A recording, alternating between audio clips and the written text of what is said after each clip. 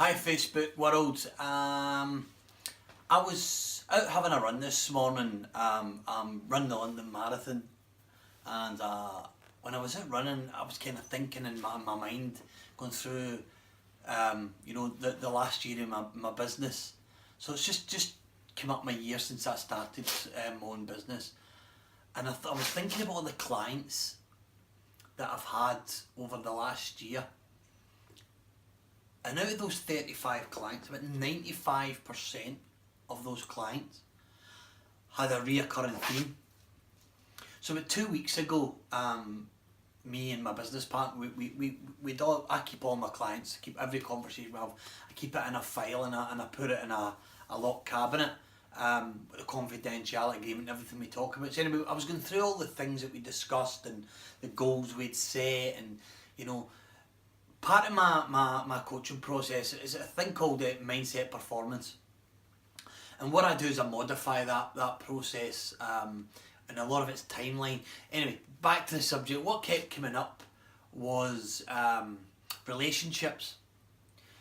Most of my clients, they were coming to me with issues, for example, depression, struggling to get through life, struggling to get through their career, feel stuck, different things. Some came for business, their business had stalled, and lots and lots of different reasons. As you can imagine, everybody comes for different reasons, but most people end up coming when they hit rock bottom. Anyway, so when I was out running, I was thinking about the emotion that people attach to the relationships. It always seems to be that 95% of my clients have an attachment, an emotional attachment, whether it's guilt, fear of being hurt, lack of self-worth, lack of self-love, lack of self-esteem, self-confidence, whatever it is, it just keeps going on, and it never, they go through life carrying these emotions, and it's mostly always based on a relationship. Now, I'm a big believer in relationships. That's the thing, that the beauty that makes us human is forming loving relationships. Forming loving relationships with our people that we love, partners that we love, forming relationships with friends and family, but in particular forming our relationships with people that we love, people that we marry, people that we get through life with as partners. And inevitably we end up getting hurt. The relationships break down, people change. Now, I'm not going to say I'm an expert in relationships, but I've got a pretty good idea. I'm on marriage number 3 now. Marriage number 1 was one of those blips, too young, too soon. Marriage number 2, I married a wonderful woman who became the mother of my daughter. And that was a pretty tough one to go through, because I was over in Dubai at the time, but we just grew apart. We were just too different. I think the first 10 years of marriage, things went well, and then we were just too different, and that was a pretty tough one to handle, because I knew it meant leaving my daughter behind, and etc, etc. But we're not here to talk about me. We're talking about the emotion we attach to relationships and the impact it has on people throughout their life. So anyway, whether it's a year ago, 5 years ago, 10 years ago, whatever it is that you're holding that emotion, an emotion that you hold on to too long becomes a dead weight. And I want to give you an example. So I've got a bottle of water here. So we've got Tesco Scottish mineral water, right? Free advert for Tesco. So imagine the bottle of water is the emotion, the relationship, the breakup, the divorce, the whatever that may be. And that's the emotion that you're carrying through life. Now, if I hold that bottle of water for, 5 minutes, it'll start to feel a bit heavy. If I hold it for half an hour, it'll become really, really heavy. And that's what an emotional is like, when you carry it, when you don't let it go. Now, luckily I can just sit the bottle of water down. But imagine I couldn't. Imagine I couldn't let that go. How heavy it would become. It becomes so heavy that it becomes, it literally takes control of your life. And that's what happens with relationships. When we've been disrespected, we've been cheated on, you know, when we go through horrific divorces and their kids involved, it becomes really bitter and you know, just not a nice thing. Now that emotion that we felt at the time, what we do is we start to create a belief around that emotion. And that belief, this is how we carry it on, and that belief becomes a limiting belief. And what we do as humans, we're very, very, very good at self-prophecy. We like to make ourselves right. So what we do is with that belief that we are not good enough, you know, we're always going to be cheated on, this is always going to happen, men are never going to be good men, you know, or women or whatever that may be, we reaffirm it. We reaffirm it until it takes over our life. And what we do is we go through our lives and we go into other relationships in life and we look at all the things that we don't want rather than what we do want in life. So we go into the next relationship, I don't want to be cheated on, I don't want this, I don't want that, I don't want this, I don't want that. Rather than, I am a strong, powerful woman and I want this and I want that in life and I want this. I mean, we shouldn't be here to take second best, because if you think you deserve it, then stick by it. Anyway, so back onto the subject, I'm wavering a wee bit there. So what I'm trying to say is out of the 35 clients I've had, 95% of those clients carried emotions through previous relationships, hurt, anger, whatever it may be, and it wasn't until they hit rock bottom, now when they were coming for stress, depression, career issues, whatever that may be, when they were coming to me, in fact even business, when they were coming to me, we found out through the NLP process, you know, using a lot of timeline and a lot of clean language, we found out that underlying problem was carrying emotion through their life.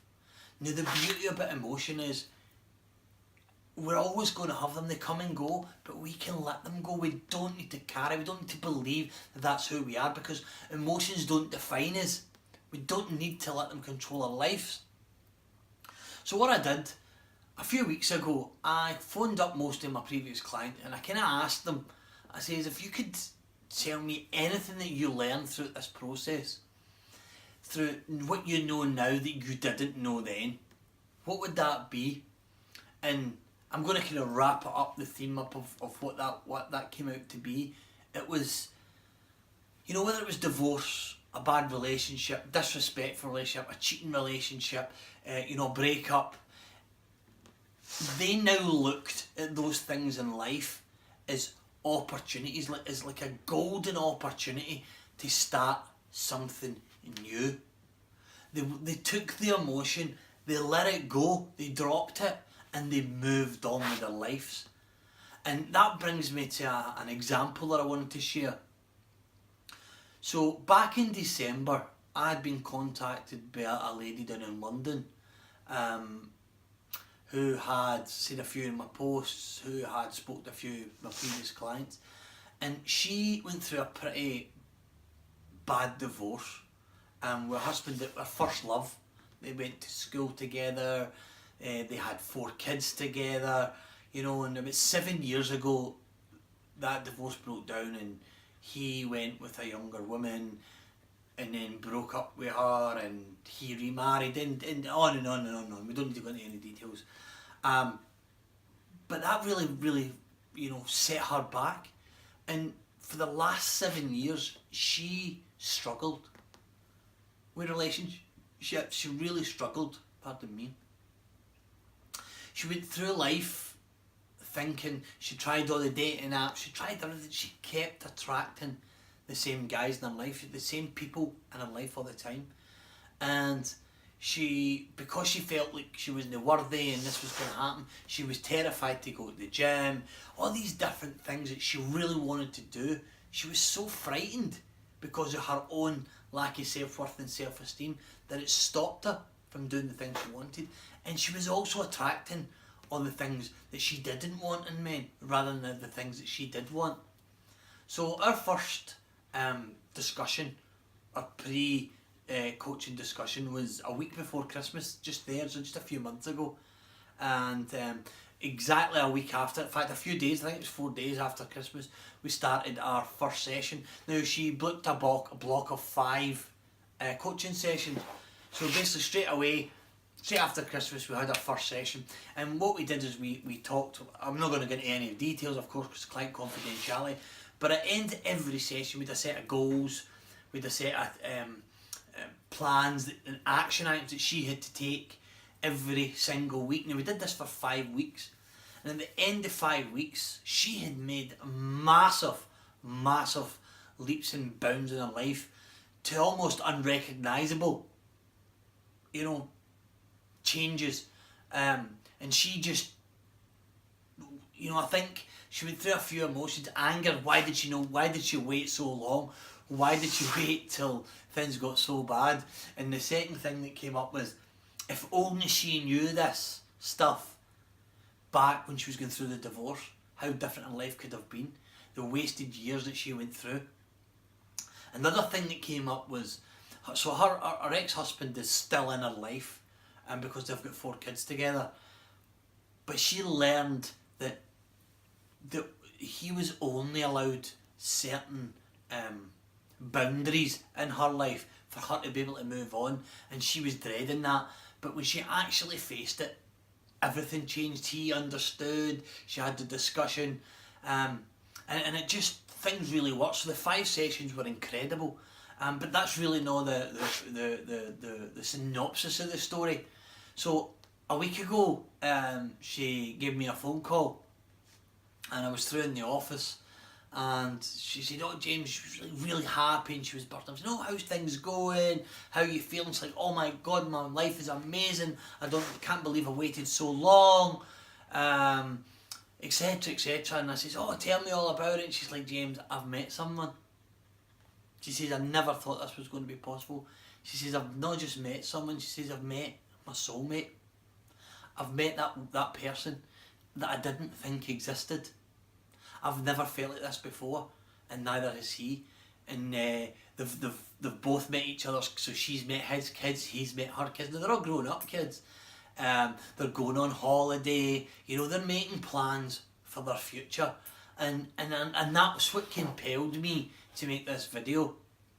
Is that we don't need to wait till, you know, we hit rock bottom. You know, if you're going through a divorce, you know, a marriage breakup, a relationship breakup, and you need help, and you don't need to wait till it affects your life 6-7 years down the line. Take the steps now. You know, understand your how, your what, and your why. Once we understand those 3 things about what is going on, you're then able to move forward in life and look at life differently. You know, I like to say that it is in the want to that we find the how to in life.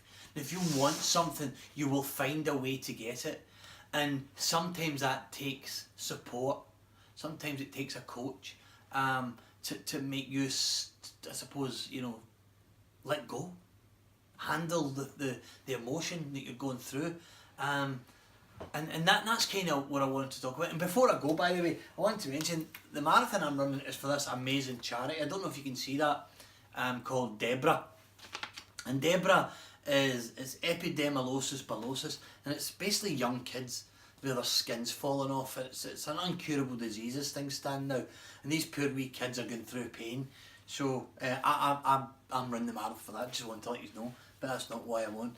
So I just want to say thanks for listening, and if any of this stuff resonates with you in any way at all, please feel free to send me a private message, and we can set up a free chat and see if there's something I can do to help you. If not, I hope it helps you move on, because remember, emotions, the longer you hold them, the heavier they get, so let them go. James Fleming, The Power of Think Coaching. Have a wonderful Sunday and have a fantastic week. Thank you.